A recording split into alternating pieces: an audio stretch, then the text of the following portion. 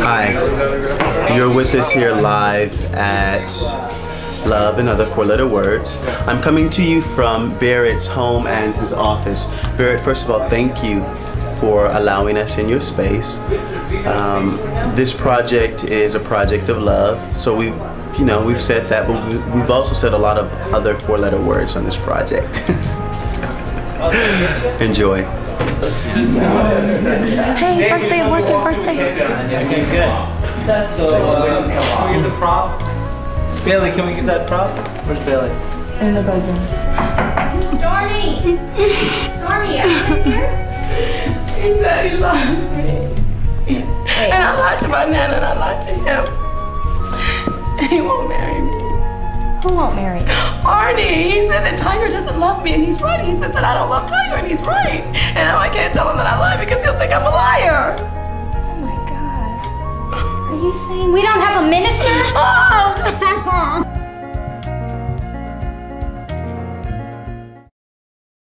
Love and Other Four-Letter Words.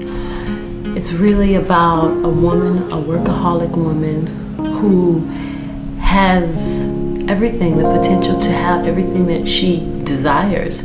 And one of the things that she's not really looking at or looking forward or focusing on is marriage. I would say Love and Other Four-Letter Words. The story is of a Chicago talk show host who's basically a type A personality, a workaholic.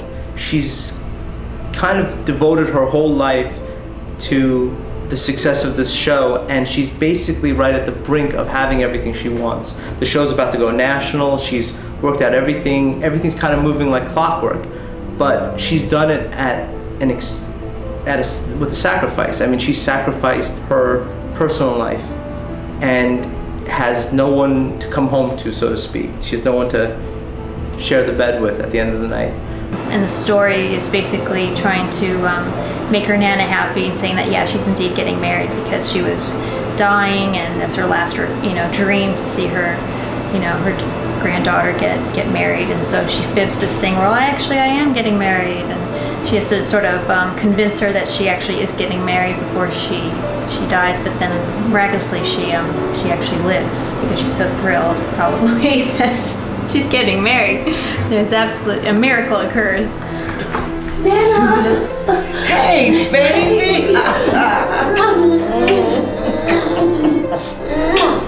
I heard about the good news. Yes, the doctor said that I could go home tomorrow. No. And that's not the best news. It's not? The best news is now I can come to the wedding. Lead me on through the light. Well, my character's name is Nana. And I have this grandchild that's just, she's so confused, and I want her to marry this preacher. She's been in love with him since they was children.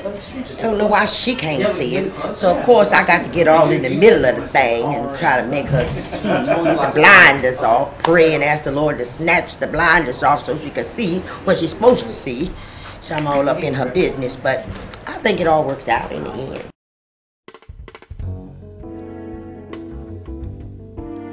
Steve Morale, I worked with before on his first film called Back to the Hood, Leprechaun Back to the Hood, like number 29.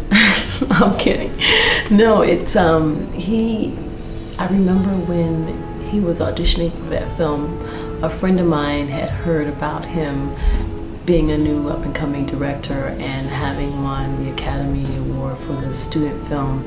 And so we were excited, or he was excited to work with him. It was, kind of letting me know, oh, you might want to go meet him. I know the title sounds crazy, but the script is really good and he seems like a really nice person and he's a really good director. And I'd say, I don't know about this title, and I went in and read the script and it was just so much fun, and he had written the script. So from that I knew that he was a good director. She's a tough girl and she was really great in it, and she did a lot on a very low budget, very short shoot.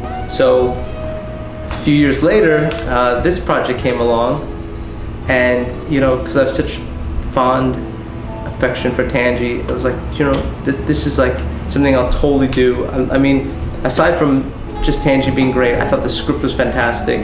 And I knew I could do this project because I worked with Tangi, and I knew I could bring it the right way, I think, to work with her and everyone to get it done. But, you know, it's all that relationship with Tangi on doing the first Leprechaun movie. It's kind of like, you know, a bridge builder, you know.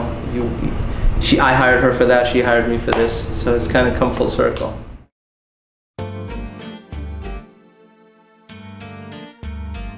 Open it up a little.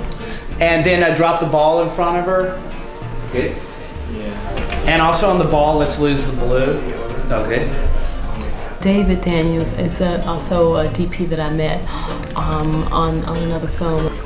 I knew that he was wonderful when he could make a dark-skinned person, a light-skinned person, a white-skinned person, you know, all look good at the same time in the same scene. And I've been in quite a few things, TV and film, and that's very hard to do. A lot of very experienced directors, director photographies just don't light us well. You know, you see the teeth and you miss the eyes, and you don't see them with the eyeballs, you don't see the definition in the cheeks. I mean, that's just hard. I'm like, I'm gonna wear white and or I'm gonna wear light colors in jewelry so that I can light myself indirectly so they can see that I have a chin. I mean, it's just, it's hard.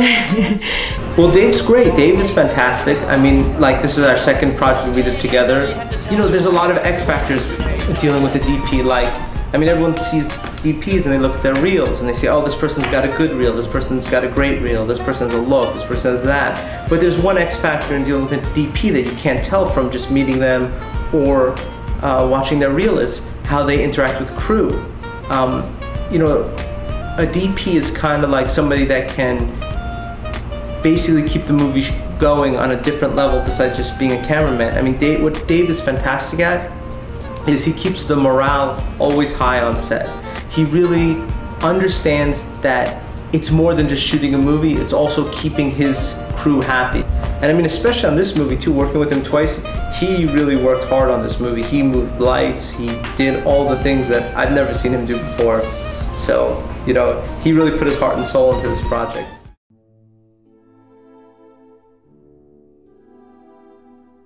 Flex was the man. He is, in this movie, the epitome of the man that every woman wants to marry, and that's a big shoe to fill. I mean, that character was the hardest for me to find because his character had to be absolutely perfect.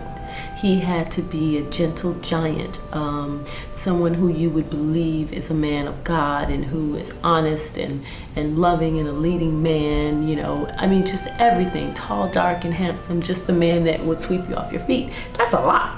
That is a lot. And when we met him, it was a wrap. Flex is a really good actor. He's a really good leading man. You know, those are some of my favorite moments in the film are with him and Tangi, and I really enjoyed working with him because I felt that it's one of those processes where it becomes very rewarding, where like the more takes you do and the more kind of, you know, he's very open and he takes direction very well, and I think he really takes it into a really nice place once you work with him a little bit.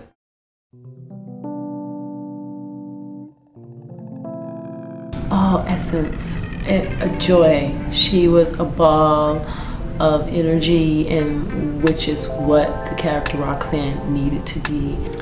I thought Essence did that with Roxanne, and she was fun and she was fire, you know, when Stormy needed that, and she was quirky and cute when she needed that as well. Essence is like the best friend, like slash right hand man or woman that everyone would want to have. She's like perfect for that part. Hey, what's wrong? And Essence has just like, she lights up the screen. Very beautiful, like got very soulful eyes. She's just like someone that the camera loves. Always well prepared, comes on, knows her lines. I love that as a director, you know, she comes on and just really is consummate professional. She's great.